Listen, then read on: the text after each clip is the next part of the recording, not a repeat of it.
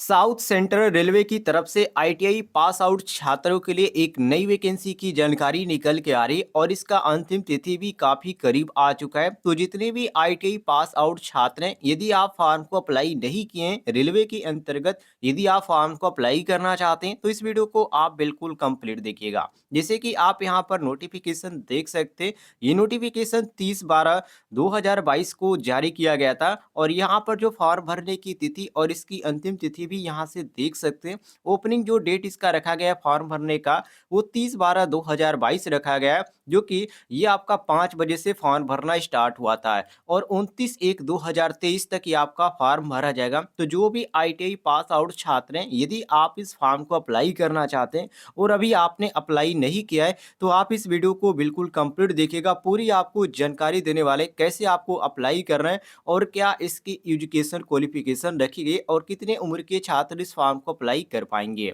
नीचे आप आएंगे स्क्रॉल करते हुए, तो आपको यहाँ पर टोटल सीट देखने को मिल जाती है 4100 टोटल। यहाँ 4100 प्लस अर्थात 4103 यहाँ पर टोटल आपको सीट देखने को मिल जाते हैं, जिसमें आप फॉर्म को अप्लाई करना चाहें तो अप्लाई कर सकते हैं। किसी भी राज्य के आप रहने वाले फॉर्म को अप्लाई कर सकते हैं, कोई भी दिक्कत नहीं होगी। नीचे आप आएंगे साथियों स्क्रॉल करते हुए, तो आपको यहाँ पर किन किन यहाँ पर डिवीजन के अंतर्गत और किन किन स्टेट में यहाँ पर क्या क्या यहाँ पर आपको जो डिवीजन इसमें रखा गया है, ये सारी जानकारी आपको देखने को मिल जाते हैं। जैसे कि आपको यहाँ पर देखने को मिलेगा तेलंगाना में, तो तेलंगाना में जो यहाँ पर डिस्ट्रिक्ट रखा गया है, तो यहाँ पर इसको आप पढ़ सकते हैं। महाराष्ट्र में अलग से, कोलकाता में अलग से और इसके बाद तमिलनाडु में अलग आपको देखने को मिल जाता है। मध्य प्रदेश में आपको अलग देखने को मिल जाता है, जो कि इसका जो यहाँ पर रखा गया है अप्लाई करने का, उसका प्रोसेस इसका अलग अलग रखा गया है। यदि यूनिट की बात करें तो टोटल इसमें आपको 35 यूनिट देखने को मिल जाते हैं। जिस यूनिट में आप फॉर्म को अप्लाई करना चाहते हैं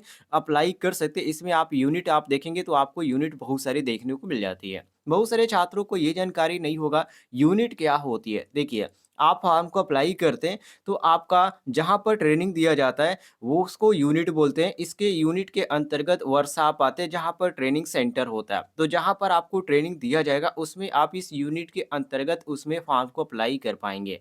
तो इस चीज़ को आप ध्यान रखिएगा। नीचे आप आएंगे स्क्रॉल करते हुए, तो आपको यहाँ पर ट्रेड देखने को मिल जाता है, किन किन ट्रेड के अंतर्गत आप फॉर्म को अप्लाई कर पाएंगे। तो यहाँ पर ट्रेड आप देखिए, एसी मैकेनिक रखा गया है, कारपेंटर रखा गया है, डीजल मैकेनिक रखा गया है, इलेक्ट्रीशियन है, इलेक्ट्रॉनिक मैकेनिक है, फिटर ट्रेड है, मशीनिस्ट है और यहाँ पर मैकेनिक, यहाँ पर मशीन टूल है और यहाँ पर आपको मेंटेनेंस एमएमटीएम के अंतर्गत भी देखने को मिल जाता है। इसके बाद यहाँ पर आप देखेंगे तो आपको एमएमडब्ल्यू के अंतर्गत भी देखने को मिल जाएगा। इसके बाद यहाँ पर पेंटर और वेल्डर के छात्र भी फॉर्म को अप्लाई कर पाएंगे।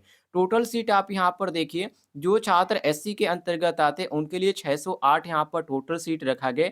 एसटी के अंतर्गत जो आते हैं उनके लिए यहाँ पर 302 यहाँ पर रखा गया और जो छात्र ओबीसी के अंतर्गत आते हैं उनके लिए 1103 है और ईडब्ल्यूएस के अंतर्गत जो छात्र आते हैं उनके लिए यहाँ पर 405 है और जनरल के लिए 1685 और टोटल यहाँ पर देखेंगे तो आपको 4100 यहाँ पर 3 सीट आपको देखने को मिल जाती है। और यदि आप ट्रेड वाइज यहाँ पर देखना चाहते हैं तो एसी मैकेनिक में यहाँ पर देखिए टोटल 250 सीट है, जिसमें एससी के लिए 37 है, एसटी के लिए 18 है, ओबीसी के लिए 67 है और ईडब्ल्यूएस के लिए 25 है और जनरल के लिए 103 है। तो इसी तरह अपना यहाँ पर ट्रेड वाइज देख लीजिएगा वीडियो को स्टॉप करके। उसके बाद आप आसानी से जान पाएंगे किस ट्रेड के लिए यहाँ पर कितनी वैकेंसी निकाली गई है। नीचे आप आएंगे स्क्रॉल करते हुए, तो आपको यहाँ पर छूट भी देखने को मिल जाता है। एक्स सर्विसमैन के अंतर्गत जो छात्र आते हैं उनको यहाँ पर 3% का यहाँ पर छूट भी रखा गया है। नीचे आप आएंगे साथियों, तो यहाँ पर आपको एजुकेशन क्वालिफिकेशन बताया गया है कि इसमें आपका क्वालिफिकेशन क्या होना चाहिए। तो सबसे पहली बात, आप 10वीं पास कंप्लीट आप होना चाहिए। दूसरी बात आप ध्यान रखिएगा, 10वीं में कम से कम आपका 50% होना चाहिए और इसके साथ ही आपका आईटीआई भी कंप्लीट होना चाहिए। आईटीआई आपका एनसीवीटी से या एससीबीटी से कोई लोग यहाँ पर मतलब नहीं, आप दोनों लोग फॉर्म को अप्लाई कर सकते हैं, कोई भी दिक्कत नहीं होगी। नीचे आप आएंगे साथियों स्क्रॉल करते हुए, तो आपको यहाँ पर ट्रेड के अनुसार यहाँ पर क्वालिफिकेशन रखा गया। तो सब में आप ध्यान रखिएगा 50% आपका होना चाहिए 10वीं में और आईटीआई जिस ट्रेड से आप फॉर्म को अप्लाई करें उस ट्रेड से आपका आईटीआई कंप्लीट होना चाहिए। बाकी यहाँ पर रिपीट करने की कोई जरूरत नहीं कौन कौन से ट्रेड दिए गए, क्योंकि ऊपर मैंने सारे ट्रेडों की जानकारी आपको दे दी है। नीचे आप आएंगे साथियों स्क्रॉल करते हुए, तो यहाँ पर उम्र के बारे में इन्होंने बताया किस उम्र के छात्र इस फॉर्म को अप्लाई कर पाएंगे।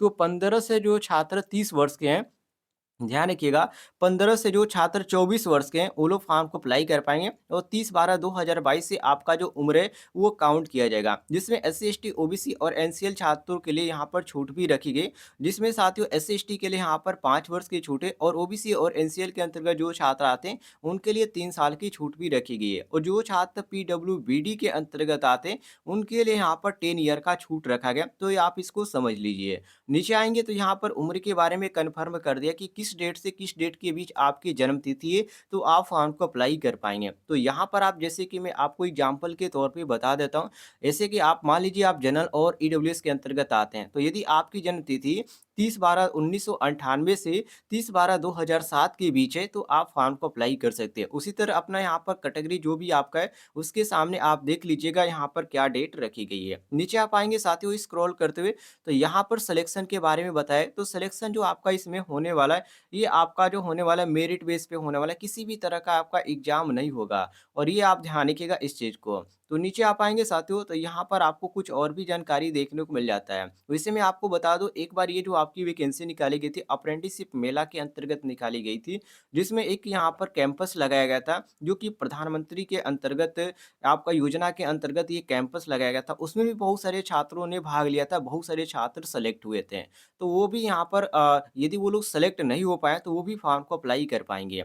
पेमेंट की यहाँ पर बात करें तो इसमें जो आपका पेमेंट लगने वाला है ₹100 लगने वाला है, जो कि नॉन रिफंडेबल है, इसको ध्यान रखिएगा और जो आप पेमेंट कर पाएँगे वो नेट बैंकिंग SBI के थ्रू या आप चाहें तो यहाँ पर ATM के थ्रू भी कर सकते हैं, बैंक डेबिट कार्ड या क्रेडिट कार्ड या SBI UPI के थ्रू कर सकते हैं। पेमेंट का यहाँ पर मेथड कम नहीं है, जिस तरह से आप चाहें तो उस तरह यहाँ पेमेंट कर सकते हैं, कोई भी दिक्कत नहीं होने वाली है। ये जो आपका फॉर्म है ऑनलाइन स्वीकार किया जाएगा, जो कि आपको क्या करना पड़ेगा, सबसे पहले आपको अप्रेंटिसशिप की जो ऑफिशियल वेबसाइट है उस पे रजिस्ट्रेशन करना पड़ेगा। तो रजिस्ट्रेशन कर लीजिएगा, लिंक आपको इस वीडियो के डिस्क्रिप्शन बॉक्स में दे देंगे, वहाँ से आप एक क्लिक करके रजिस्ट्रेशन कर पाएँगे।